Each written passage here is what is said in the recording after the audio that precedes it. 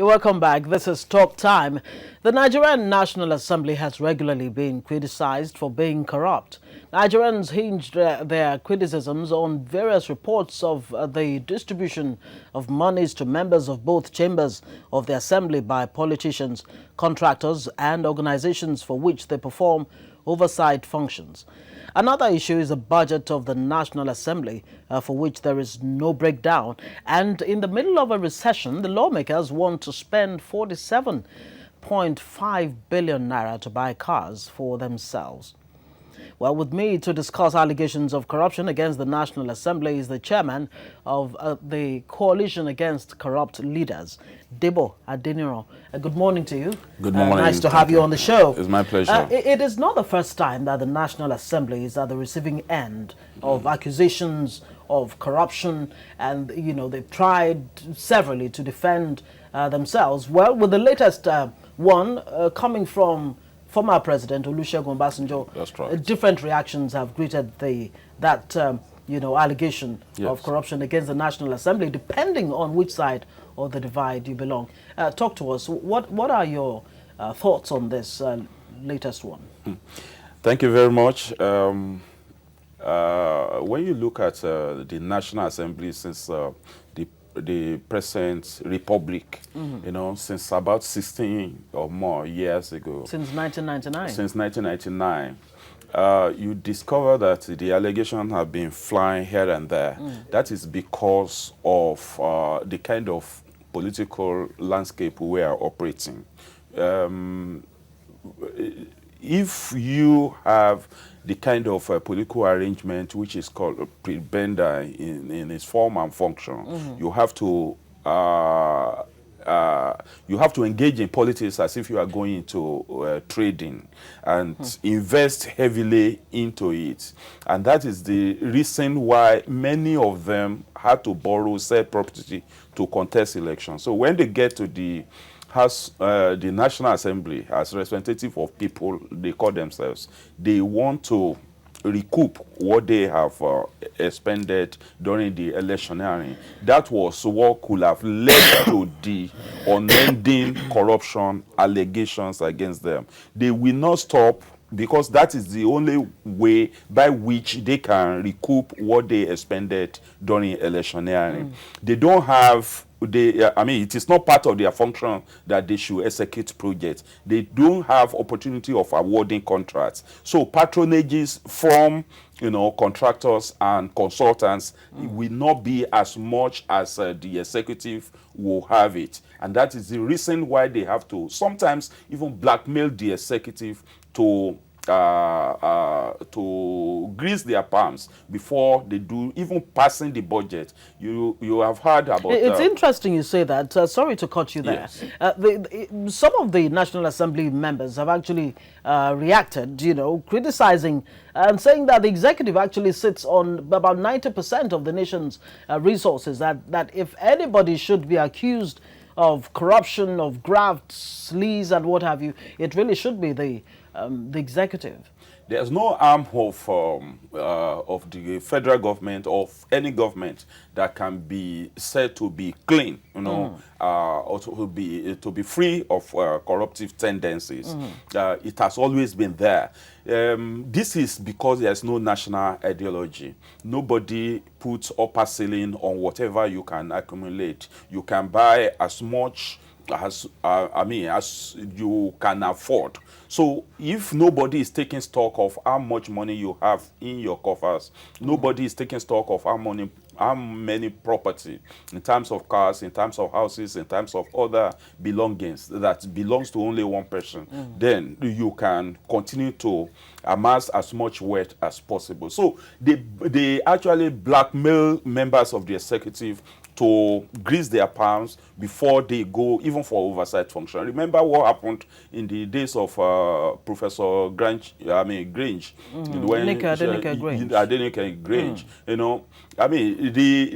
The thing is that they had to bribe members of the National Assembly before they carry out their oversight functions. They have to give them money. And when you give them money to exam, it's just like giving an examiner, an invigilator, money to come and invigilate you.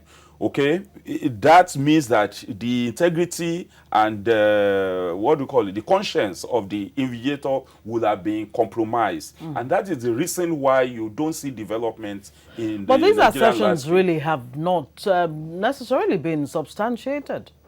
I mean, when you say No, that no, I mean, they blackmail the executive, it has always been there. It has been the one I've just mentioned now was substantiated, because I mean a number of people were dismissed. I didn't get Grange, even the daughter of a former president, Yabo Obasanjo, was indicted. The only thing is that you don't. Osuji. Osuji. So you don't get to see what punishment are actually carried out. Isn't that on where this, the problem is? That lack of what's the words actually fail me now. Okay. Let me just use the word you've used: punishment. Yes. Punishing those who are found to have raped the economy and put their hands in the Commonwealth. That is the main reason why corruption is festering in Nigeria the way we are seeing it. Look at the probe panels during the Elumelu's probe of the power National Integrated Power Project NIPP. It was the same thing that Ndudi Elumelu, who was the chairman of that panel, was said to have been bribed with billions of naira with a view to overlooking some of the atrocities that were committed. But despite that, so many indictments were made, so many companies were indicted, but none of the company was punished. But what turned out to be the irony was that it's Ndudi Elumelu who sat as the chairman of that panel that was arrested, detained, and tried. Although we don't know how much punishment was meted out on him. The same thing during the probe of police pension fund. Okay, you see the chairman of that panel also was indicted. The same thing during the probe of the SEC, Security and Exchange Commission, where Hamahembe was the chairman. Arumaote was able to allege that maybe certain things happened, and it was people expected her to pay some money and all that. Hamahembe was the one that was humiliated and all that. All of these have been there. Some of them are actually spurious. Some of them are actually face-saving, devices by those who committed the crimes. But the truth is that they have set up several probe panels. Look at the one on the petroleum products the other time that involved, Farouk Lawan and Femi Otedola. Okay, we had the Hula Balloon when the thing was happening. Now it is now Farouk Lawan that is answering cases in court. How about Otedola that was involved? Because it takes two to tango. Why are you looking at one direction and ignoring the other? So definitely so much of such crimes could have been going on under the ground without people knowing. And if you don't know, nobody will talk about it. Does that mean then that this whole anti-corruption war that we're prosecuting or fighting, depends on the word you want to use, is actually a non-starter, it's dead on arrival, because it looks like we're just fighting symptoms rather than the disease itself, removing those things that make it possible for leaders to be corrupt when they get there. Jonathan, the former president, did say, look, we cannot continue to pursue people and arrest them or just throw them in prison.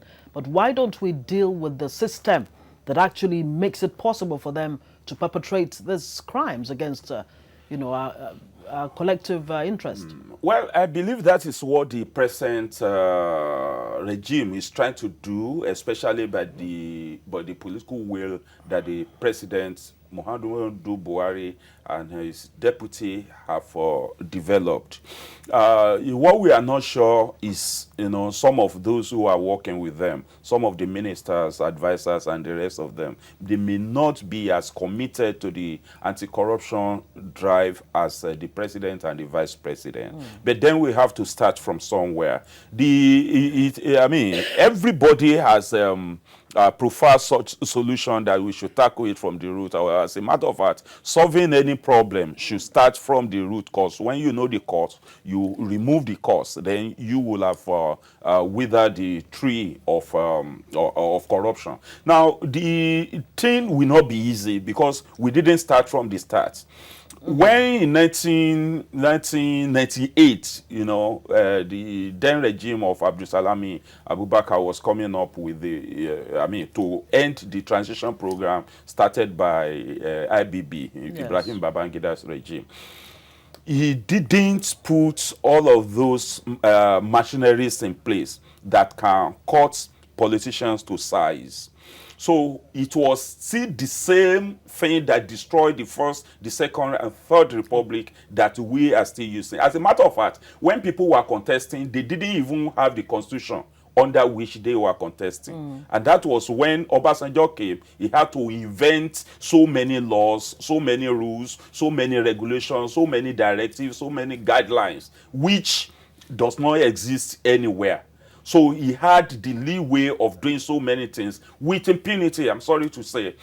Okay? Nobody had the power to control him. Isn't that a contradiction in terms? Let me just take you up on what you just said there about Abdulsalami Abubakar, the military head of state who handed over power to Obasanjo. That's right. You said that he did not cut politicians to size. He didn't Imagine if he had tried to do that, we would still have accused him. No, he didn't put machinery in place. That's what I said. Was he even in the position to put machinery in place? Because he had the instruments of governing in his hands. He could have convened a sovereign national conference, for example, to determine what kind of constitution we are going to use. Under a military government? Of course, yes, it can be done. That was what we demanded for, the activists, the civil society populists. That's what we demanded for. And we demanded for it for several years. Until you have, you see, sovereign national conference is the beginning of a true nationhood, where people will sit and talk in a way that nobody will censor them. And the outcome of that conference will not be tampered with by anybody. And that is the place where a national ideology could have been developed. If we had developed a national ideology that makes it, incumbent on everybody to observe certain, rules, principles, and guidelines without somebody imposing it on us, okay, that would have been a leveler. Okay, if you don't work, you will not be able to live in obscene opulence. The salaries of the National Assembly members will have been predetermined based on certain principles and precepts. Okay, but this is not done. Salaries are being fixed arbitrarily by the Mobilization and Fiscal Allocation Committee without considering what is the trend in town. How are the ordinary people faring? Okay, so if salary are fixed without considering the interest of the common man, market woman, artisans, and the rest of them, how would they be able to juxtapose the interest? What is important to you? How will I be able to afford to pay for certain goods and services if I'm not in government? But there are some people who are earning so much. There are some people who are earning next to nothing. For example, more than 79% of Nigerians are living on less than $2 a day. That is under the poverty line. Now, if we have a preponderance of poor people here, what, of course, inform the salary of legislators, the elected, so-called elected representative of people, to run into tens of millions on the same monthly basis. Right, now, General, let me put you on hold there. We have another guest, a former member of the House of Representatives, Friday Ichula. He's joining us from Abuja. Good morning to you. How would you react to Good morning. Yes, good to have you. How would you react to the former president's assertion or allegation that the National Assembly is neck deep in corruption? Well, it is very easy to make allegations, but you have to be very sure of what you are saying. I want to say that the legislature is what made the difference in a democracy. Where there is no legislature, what you have is dictatorship. And the legislature is there to check the excesses of the executive. And it's also the responsibility of the legislature to ensure that when the budget is proposed and brought to the National Assembly, they scrutinize it and ensure that it meets the yearning and aspirations of the people. You see, people always accuse legislators of doing one thing or the other, but I want to say that majority of such opinion is born out of ignorance of the working of the legislature. The executive principally are the ones that run the government. And when the budget is already approved, those who execute belong to the executive arm of government. It is what is generally approved for all that the legislature also take what belongs to it. As per the salary of legislature, when I was there, all that we earned, putting everything together at the end of every month, has never been more than about 700,000 naira. And as a legislature, you can imagine what that will mean for you to be able to do your job properly. And when you talk of and you say you never earned more than 700,000 naira when you were there as a member of the House of Reps. Was it, did that salary, did that take home reflect in real terms the quality of life and, the opulence that, the average Nigerian on the street would see coming from, your members? You see, when you already have an opinion about somebody, you begin to see things differently from what is real. When you talk of opulence, the legislator, having so much around him, all these are not necessarily true. And mark you, it is not all legislators that you will say in an average way that behave this way. There are some who are already successful persons even before they became legislators. The fact that you are now a legislator does not make you to now, relive your life in such a manner as to be seen as somebody who is living below poverty line or even doing what you know is not true about you. If before I came to Parliament, I already have vehicles that I'm using. I already have some means, at least that is accessible to me. The fact that I'm a legislator does not mean I should now, divest myself from what I already have. So, in a general sense, like when I was there, nobody will say he saw me displaying such, affluence around me. And as much as possible, you try to reflect the mood of the people in all that you are doing. People accuse you of one thing or the other. Whether you are doing that or not, they have that impression that this is what you are doing and they go away with that issue. Where the problem is, that seems to be where the problem is, that the National Assembly members don't seem to appreciate or, the times that we live in right now where Nigeria is in dire straits and they still insist on buying vehicles that run into billions and billions of naira. Like you said, many of you actually come from opulent backgrounds already. You already have cars and all of that. And the question that many Nigerians are asking is, why is it that the word sacrifice doesn't seem to exist in the lexicon of the National Assembly members? But I'll come back to you to answer that question. Let me take it from Debo Adeniro. Yes. Do you think this, the National Assembly and past ones to which Friday Itula may have belonged to, actually understand that Nigeria is in trouble financially? No, they don't. Remember when the former president Olusegun Obasanjo was the military head of state? He actually pegged, the number of cars you can have and the type of cars. You can't have more than Peugeot 504, for example. And once they are able to, they can satisfy the need. You know, they are efficient enough. They can take you to anywhere you want to go. Then you should not have more than Peugeot car.